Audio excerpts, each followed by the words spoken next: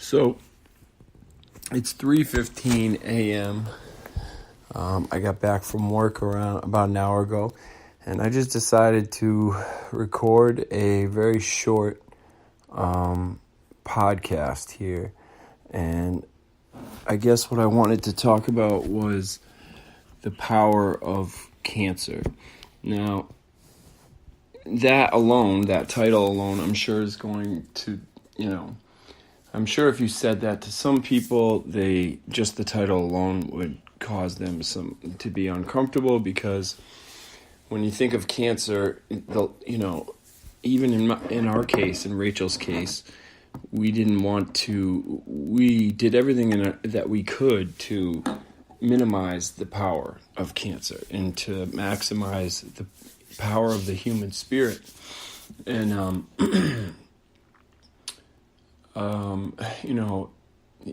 having just said that, I feel strange about the purpose of my podcast, because I'm not trying to say that the human spirit is powerless against cancer, because clearly it's not. There's plenty of people that have overcome and beat cancer, and I'm just talking about my case, our case specifically. And I'm also not saying that that cancer beat us or beat Rachel, because it took her life, yeah, but it took nothing from her spirit. So take it as you may. This is basically informational, I suppose,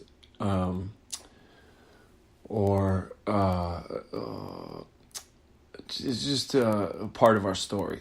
Something, just pattern, anecdotal stuff, and this is the pattern of the power dynamic that happens when you have terminal cancer, or when someone is diagnosed with terminal cancer. So, and I'm thinking, I became aware of this pattern throughout her disease, and I also became more aware of that pattern after she passed, and talking to people that I found through Facebook, or really through Facebook, or the few cases that where I'd received a phone call based on a number I'd left somewhere at a hospital or something, or with her oncologist. And a lot of times I think this is a pattern I see, and it's sad, and it's it's also a testament to the human spirit and faith and things like that. But so when Rachel was diagnosed with cancer, she was never ever given a chance to live. She was never told she would have any curative treatment. She was never told that her life. She was told from day one that she would have, a year and a half, 2 years, 3 years max if she's lucky.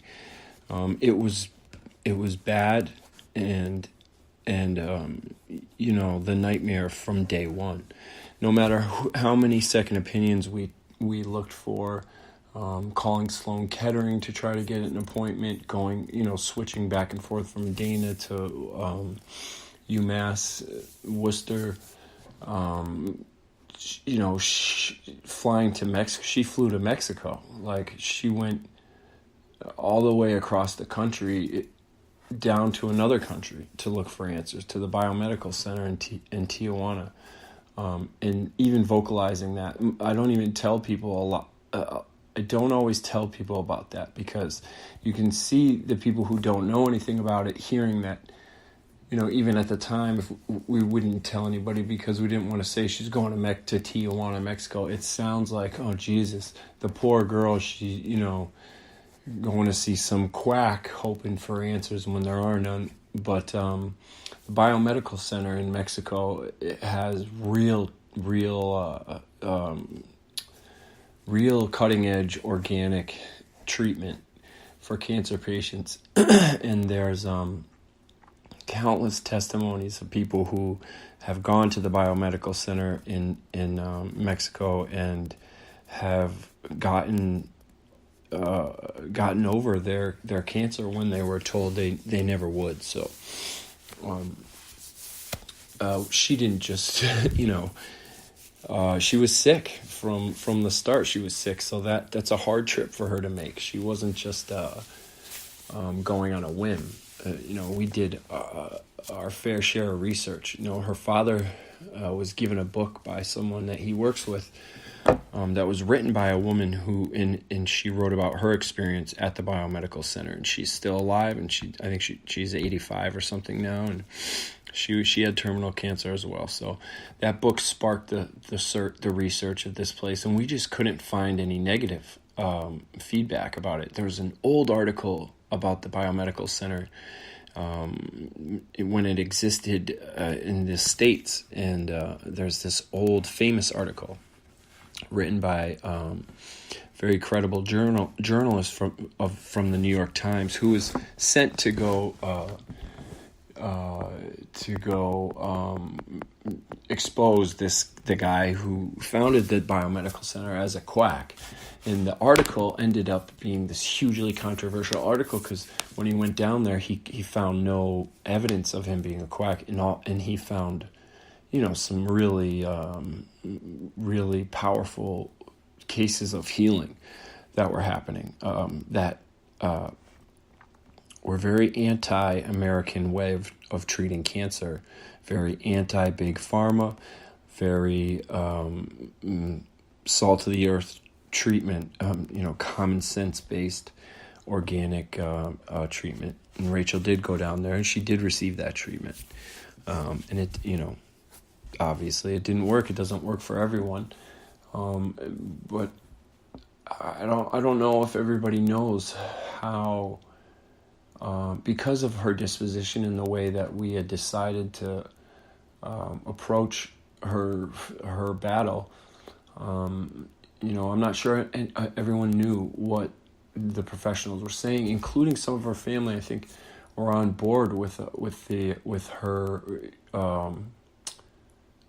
Well, I shouldn't say that because her family was there and heard everything the doctors had to say. And boy, her spirit was just so strong. It's hard to. She was just a very. Rachel was so spirited and honest. It was like she's very easy to follow. She, when she believed in something, it was infectious. So, the day that she got diagnosed, when we were done with the shock and awe, and we were done with the her meeting with her family had come, and meeting with all the doctors, and when the dust settled, it was really just me and her, time to go to sleep in that hospital room. We shut the door and we said, listen, if this is the news that they're going to give us, that you're going to die, we're not going to accept it. And we're not in denial. We weren't in denial. We're in defiance. Defiance. We were going to fight. And that's what she did. She changed her diet. We weren't super healthy. We didn't live in a very healthy way. Rachel's food was never a priority for Rachel. She just worked, and she was a smoker, and of course we loved having a drink on occasion. But all that went out the window the day of her diagnosis, including the cigarettes, right in the trash. She never looked back, and her diet changed. She went on a very strict, just dedicated diet, and the rules that we had subscribed to for organic treatment of the things that fight against cancer, they are not easy. It's not a lifestyle that's easy to follow. It really isn't. This country is not set up to eat clean, and to cook your food in a way that's doesn't damage the nutrition. So, but it was hard for her, especially for someone who's sick. It's just even that much harder. Like to you don't have that kind of energy. I cooked every night. Almost every night I would cook almost something for us. And, if it wasn't prepared the way that she had, to her specifications, she wouldn't eat it. So, I don't know. It was just, I guess that's not the point of this. This point is the diminishing power. This is what happens logistically. When you're diagnosed, it's a horrible thing. I think this is the case for most people. If you're diagnosed and told you're going to die and you have this cancer and it's something you can't see that's in your body, you can feel it, it's there and the pain, but being told that it's going to grow and eventually take over your body and your brain and kill you, it's a powerless feeling. So the first thing a lot of people do is they decide to take that power back. And it's so out of control. It's something that happens that's so out of your control and not based on any decisions you've ever made in your life. In her case, that it was very rare for someone her age to be diagnosed with that aggressive form of cancer she had in her colon. And so she took as much power back as she could. So you try to control what you can, and diet is one of those things. Sleep, exercise. For the first time in our lives, we started walking every day for a while, as much as we could, based around her chemo treatments that happened. And in the beginning, especially with Rachel, I'm sure there's plenty of stories. People who generate a massive amount of power. They become powerful in areas of their life that they never were in control of, and that's what Rachel did. And you start on this. We started on this platform of very strong, very faithful. Very spiritually present, this foundation that happened. There's something that happens when you are the person you love the most in the world is diagnosed with cancer, your life partner. There's something that happens overnight, immediately, especially if she's diagnosed with a cancer that they say is incurable. You wake up in your life is looks nothing like it did before, and you're biologically, I think there's chemicals that release that you become something different. You become closer. You become if you're a very distant person, you get sucked right into the present moment.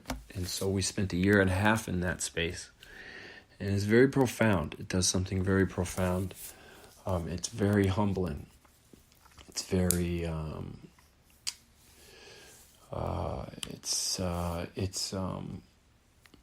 think it feels ancient almost. It feels like, we were so caught up in working and,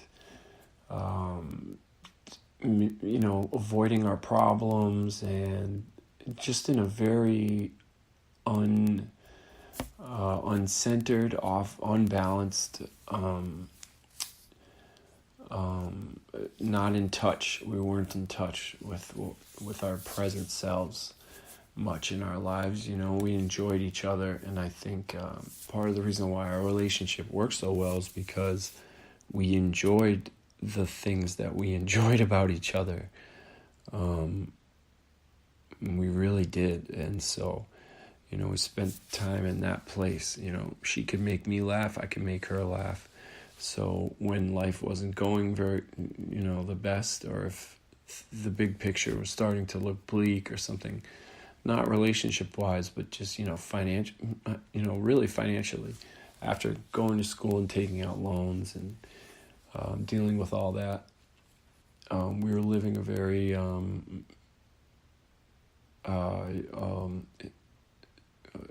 our head in the clouds kind of world, never really savoring any kind of moment much together. You know, they would come and go.